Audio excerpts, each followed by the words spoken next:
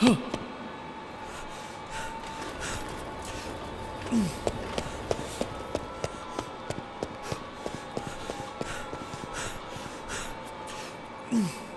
am trapped down here.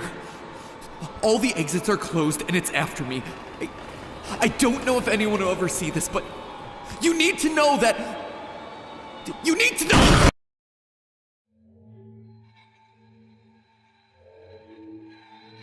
Hello, Internet! Welcome to Film Theory, the show that reminds you to never trespass on private property because you might just get stuck in an analog horror series. Ladies and gentlemen, Kane Pixels has done it again, taking a break from working on his Backrooms feature film to give us a brand new series known as The Oldest View. And while the series certainly draws a lot of ideas and inspiration from Kane's Backrooms videos, something that the series itself calls out, this is literally like the Backrooms from TikTok. It is still very much its own thing. In case you've missed this one, The Oldest View is a more cinematic piece than Kane's previous Backrooms videos, combining his trademark found footage style with a couple of scenes that are more traditionally shot. In the series, we find ourselves behind the camera of a college YouTube vlogger named Wyatt. In what starts off as a normal hiking vlog, Wyatt takes us to this weird hole that he found at the base of a large tree, revealing a staircase that descends straight down into the earth and out of sight. And as any good YouTuber would, Wyatt decides to enter this obviously dangerous, mysterious stairwell, all in pursuit of that sweet, sweet content. At the bottom, almost a mile underground, he finds something completely unexpected, an abandoned shopping mall. But unfortunately for Wyatt, though the mall's devoid of human life, he isn't alone. Slowly, he's stalked by a mysterious monster, a large papier-mâché statue on wheels pulled straight out of the uncanny valley. A statue who seems to hate the fact that his home has been disturbed. Let me tell you, I wasn't sure that Kane was going to be able to recapture the mysterious and horrific lightning in a bottle that he found with the Backrooms, but it's been a while since a piece of media like this has kept me at the edge of my seat. And of course, just like with the Backrooms, Kane has packed this thing to the gills with tons of hidden lore and blink and you'll miss it references. In other words, it was practically begging for an episode. The questions here are just too intriguing not to dive into. What is The Oldest View really about? What's with this rolling giant thing and why is it stalking an abandoned mall? Heck, what even is the deal with that mall and why is it a mile underground? Well, when you actually stop and do the research, underneath the layers of analog horror is a touching story about longing for the past and how to embrace nostalgia without getting consumed by it. And the craziest part, all of it is told through the lens of real people, real places, and real history. Yeah, the monster here, it really exists. So grab your camera phones and let's go to the mall, loyal theorists. It's time we head down the stairs into The Oldest View. So I feel like the best place to start is with a quick recap of the events that we see in the series itself. The first episode is a bit of a strange one, given Kane's previous releases. It's a lot more atmospheric and traditionally cinematic than his previous work with the Backrooms. We open in a forest. Here we see a man walking around picking flowers and scribbling in a small notebook. But what's interesting is that while the forest around him is bustling with life, full of the green color that you'd expect to find in the woods, the man himself is black and white, literally monochromatic. That said, we don't stick around with this guy long, quickly cutting to scenes of someone's terrifying arts and crafts project, eventually creating an ominous mask. Wonder if that one's gonna come up again. Spoiler alert, it does. The second and third episodes take on a style a lot closer to what we've been used to, putting us in the shoes of Wyatt, the YouTube vlogger that we mentioned at the top of the episode. What's up, guys? Wyatt here. Wyatt takes his viewers down the mysterious stairwell that he found in the middle of nowhere, descending down and out of sight before eventually finding himself in that abandoned mall. After exploring around for a bit, Wyatt finds that all the stores are closed and that the exits of the mall just lead out to rock walls. But while it seems Wyatt is alone at first, he eventually runs into this nightmare fuel. And this isn't just some weird modern art piece. This creature, known as the Rolling Giant, starts to follow Wyatt around the mall, an inanimate object somehow coming to life and stalking him. I'm leaving. I'm trying to leave. Deciding that the views just aren't going to be worth it, Wyatt heads back to the stairs where he entered, only to find that he's been caved in. He's trapped in here with this murderous papier-mâché monster and only a few options. While running from the creature, Wyatt finds himself in the mall's backroom hallways, eventually leading to an office space that has a map of the mall and directions to another exit. But as Wyatt leaves the office backrooms and heads back into the main part of the mall, it's changed. It's become overgrown by plants and wildlife. Undeterred, Wyatt begins climbing for the exit that he found on the map. Unfortunately, the rafters collapse and Wyatt falls, only for the episode to once again shift into a more cinematic, atmospheric scene, similar to those of the first episode. Here, we see Wyatt's corpse and broken phone laying in the dirt of the same forest from the beginning, as the giant looks on, hidden in the trees. So, what the heck's going on with this thing? Well, the way I see it, there are three main mysteries in the series so far. Number one, what's up with the mall? Number 2, what is this monster supposed to be? And number 3, what's it all trying to tell us? So let's just do our best to break down what we can, starting with what's going on in the mall. Almost immediately after discovering it, Wyatt finds a sign designating this as Valley View Center. There are also a bunch of references to the city of Dallas, Texas. I keep seeing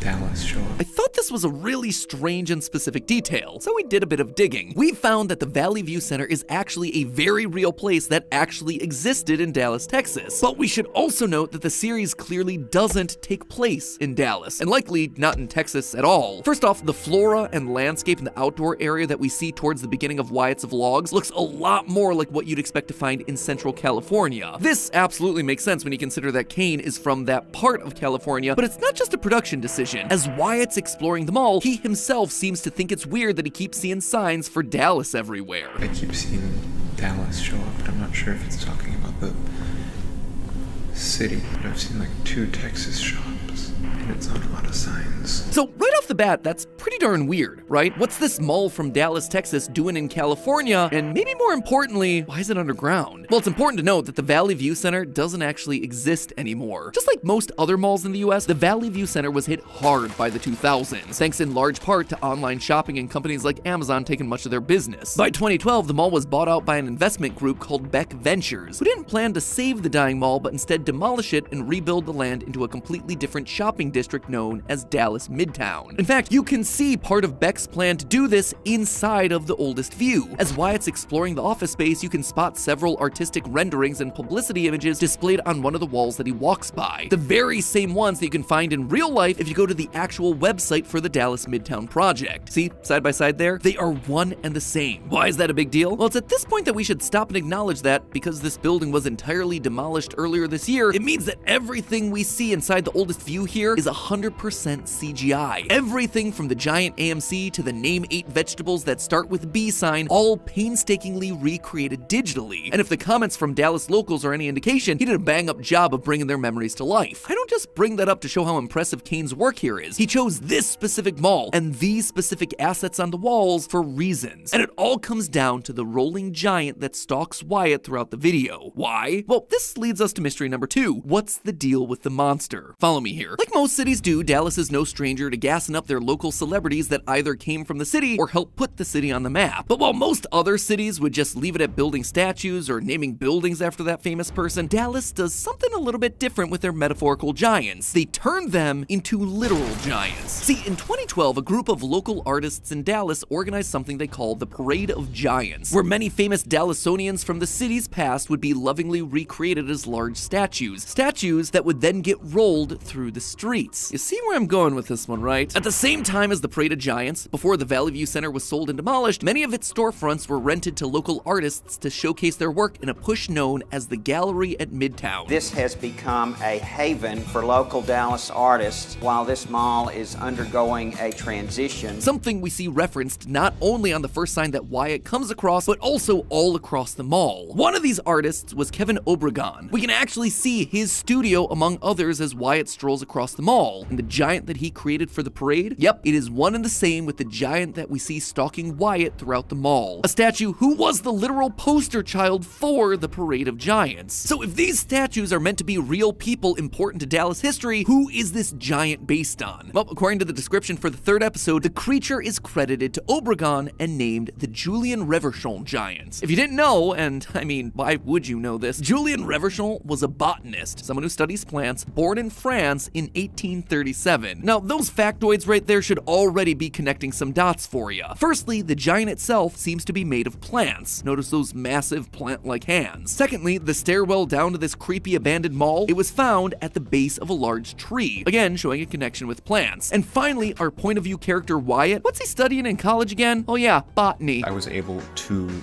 get a couple of trail cameras from my old botany professor. Clearly there's meant to be a connection here, and perhaps this is a clue as to why the the mall is so far underground beneath a tree. It is the roots to our story. Anyway, in 1856, Julien Reverchon and his father moved to the US, heading for a settlement called La Réunion, which is now Dallas, Texas. Unfortunately, travel took ages back in the 1800s, and by the time they eventually got there, La Réunion had basically collapsed. Instead of just turning around though and heading back to France, Reverchon stuck around and joined the nearby community of Dallas back when it was only a few hundred farmers. And from there, he was pretty instrumental in the development of Dallas into the metropolis that it is today, becoming something of a local celebrity while expanding his plant collections and teaching others about botany at Baylor University College. Reverchon Park in the city was even named after Julien after he died. Reverchon is clearly an important person to this story. Not only is this creature based on a real sculpture of the guy, but it isn't the only time that he shows up. During the third episode, when Wyatt returns to the store that he found the giant in, there's a portrait of a man in one of the storefronts, labeled Julien Reverchon. In front of it is a single twig with leaves on it, a nod to the giant and Reverchon's career as a botanist. Finally, Reverchon is also our connection to the mysterious man in the first episode of The Oldest View. Remember that guy? The dude stuck in black and white while the rest of the forest is green? Well, on IMDb, the character is credited as Julien Reverchon. He's the dude who's out here existing in nature, picking flowers, scribbling in his notebook, doing his general botanisty things. Which brings us then to mystery number 3. Why?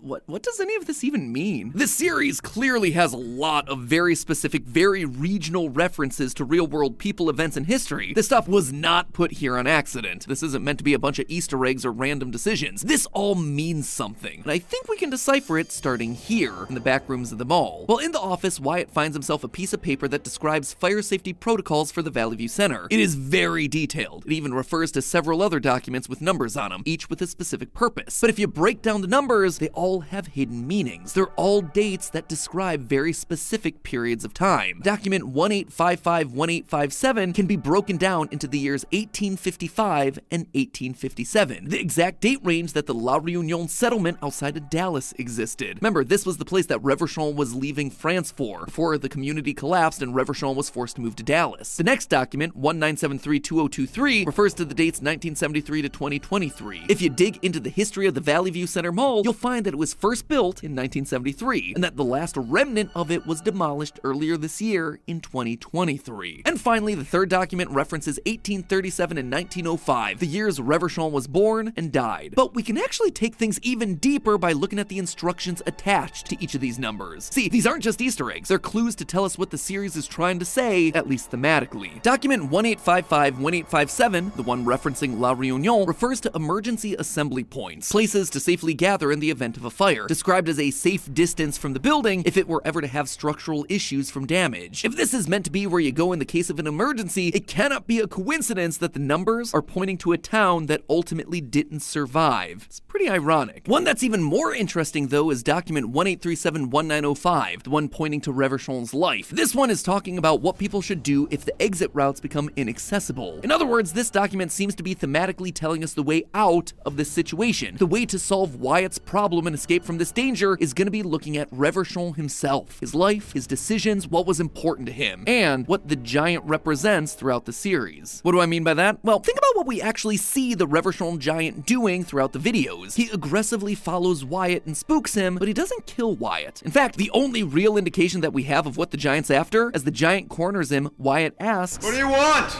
and the giant shows him something strange. The lights flicker, and suddenly there's a pair of dead horses and dead men on the floor. These are clearly things that Reverchon, the real one, would have witnessed at some point during his life. These men dressed in old-timey clothes and the horses and whatnot, classic cowboy stuff, all a flash from Reverchon's past. And this sense of a flashback isn't just present here. In the first episode of the series, as Reverchon is picking flowers and the giant's being made, we can hear a song titled When the Swallows Homeward Fly. And if you listen to the lyrics, they very much lean into these same feelings of sadness and nostalgia. Quote, when the summer days are gone, when the roses fade and die, and no more is heard the song, parting, oh parting is grief and pain. This is a song about nostalgia, because this is a series about nostalgia, both the good and the bad ways that you can hold on to it. Honestly, this song, this is what made everything click for me. As I was really sitting down to crack the series, the decision to tell this story with Reverchon and these themes in a mall of all places really bothered me. Like, sure, I guess the sculpture's from here, but why dive into this particular story with this man in this place? And then it hit me. Just before Wyatt exits the back rooms and finds them all overtaken by plants, you can see this poster for just the briefest of moments. It reads, "Do you accept this impermanence?" That right there, not exactly a motivational phrase you'd expect to find in a typical workplace, especially one that has been so painstakingly recreated by Kane. No, this poster was put here to make a point. And you know what's truly impermanent in this series? The mall. It's gone. It is a vacant lot in Dallas, Texas now. Evidence of its impermanence